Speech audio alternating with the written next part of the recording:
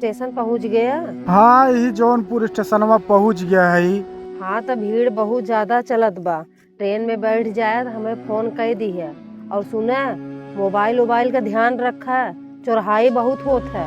हाँ ठीक है। और लड़के रोवत नाई रहन? लड़के कोनो नाय रोवत रहन, बस ये कलुआ रहा है जो पापा पापा कह के रोवत रहा है। चला ठीक बा, लड़कियन के मार पीट के स्कूल भेजे जाओ, फिर हम आओ गर्मी की छुट्टी में।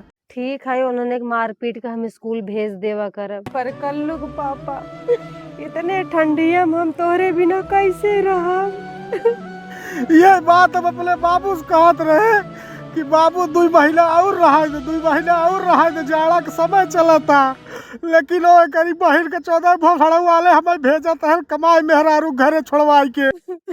अरे तू रोवा मत, हम आ जाइए भाई, तुरंत ही आवत है हम। करैला का भुजिया और आलू का पराठा लेके अगर घरे वापस आया न बेटा, तो चिमटे से तोहर गांड लाल करब, जान लिया।